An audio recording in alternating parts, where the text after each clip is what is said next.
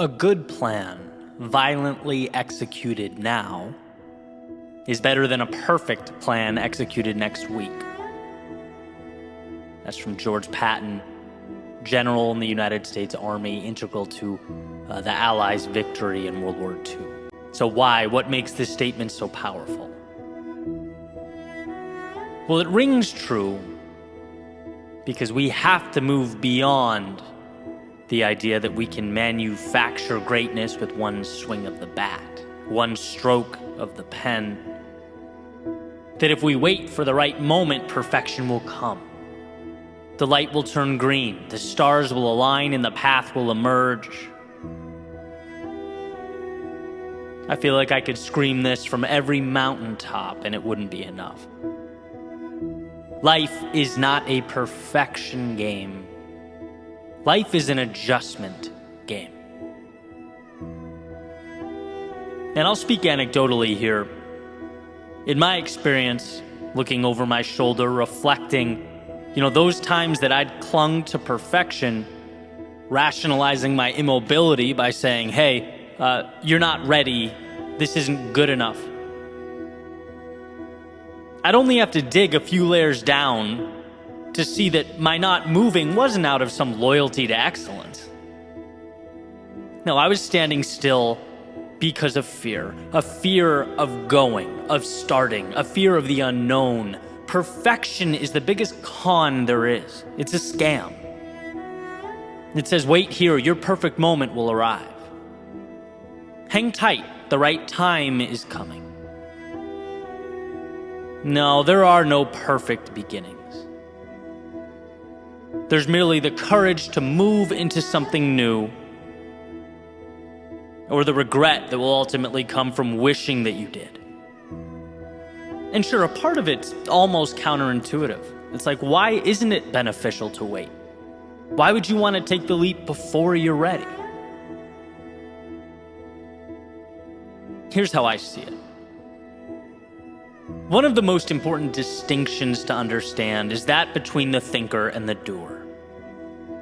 The thinker who ponders, who reflects, who studies and studies and studies, thinking he or she can create for him or herself a perfect jump-off point.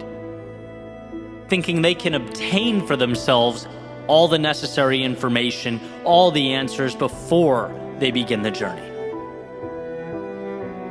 The truth is, greatness is forged through repetition, via wheels on the road. And yes, you are terrible at first, completely unsure at first, you get lost at first. But this becomes the knowledge that shapes the journey. When you go before you're ready, two important things happen. First, after falling down and feeling embarrassed and insecure, you get back up, you look around and you go, wow, okay, I'm still here. That sucked, sure, but it wasn't as bad as my brain told me it would be. Next, you learn from the exchange. You can start doubling down on what works and eliminating what doesn't. And eventually, as you take this confidence and wisdom onto the next step, repeatedly, the curve becomes exponential. In doing, you begin stacking bricks, creating a foundation. Those experiences that humbled you become what you lean on. They're what turn into the experience, the knowledge, the credibility. And see, thinking you can skip all that ugly stuff by waiting on the ledge for perfection to arrive in your hands, that will be your undoing. That's just as crazy as a sailboat waiting for the wind to stop. It's like, no, you need that friction, that resistance to reach your destination. And no, we cannot control everything. Yes, there are powers beyond us. But if you go now, you learn to use and navigate them. The greatest gift we can give ourselves is permission to go. It's looking a year ahead and dreaming of the moment. We pause and say, wow, what a year. The twists and turns, the lessons, the highs, the lows, the peak moments, all brought me here, and how different here is from back there. How far I've come. Knowing, by the way, that life was never asking me for perfection, but rather a willingness to start, to dive in, to adapt along the way. I know a lot of people with businesses that exist in their minds, but not in reality. A lot of people in shape when they close their eyes, but not when they look in the mirror. A lot of people living their best lives when talking about the future, but not when they pull up to work on a Monday morning. We shorten the gap between our ideal existence and the present moment by stepping now. Even when we can't imagine how the process will unfold. Because let me tell you, life will bend and twist in ways you can't even fathom. It'll take you places that ignite your soul, show you things you never dreamt of seeing. But you have to put yourself in position to receive that from life. The world wants to help people who help themselves. So give yourself the gift of progress, of momentum.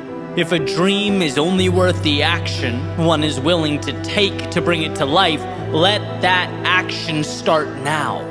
Move beyond the illusion of perfection and towards the opportunity to take the imperfect every single day and transform it into greatness. Every time your mind says you're not ready, let that be your invitation to step forward. See, life may not be a race, but that doesn't mean time will politely wait for you. We must say goodbye to perfection. As we evolve, as we grow, I can guarantee you it won't be missed.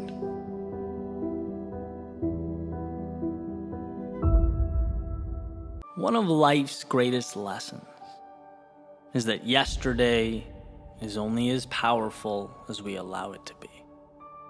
Yesterday is an idea, a story, a movie that started and ended. Now, it's quite possible that story or that ending is disappointing, or it hurts to look back on. Perhaps a reminder of something that wasn't ideal, something you want to break away from. So the question is, why do we give that old story power? Why do we relive it, create this self-inflicted wound?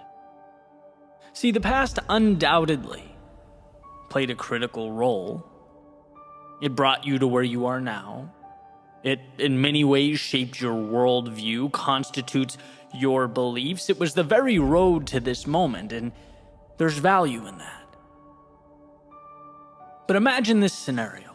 Imagine stepping into your car, turning the keys, and thinking to yourself that you can, in this very moment, only drive down the roads you drove on yesterday. Only associate with the street signs you know, the places you've already gone. Your reality now is determined by what you've already done. So adjust and get used to it. You would say that's outrageous, right? Yesterday's path has nothing to do with where I'm going now. Just like a boat's wake trailing off behind it has nothing to do with where it's going next. The person holding the wheel controls that. We are saturated with freedom. There is so much opportunity and possibility and potential in front of us that we fail to see because we can't stop thinking about that fictitious story we call yesterday. We confuse the path we took then for the one we need now, the wake from the steering wheel. What is, and that story about what was.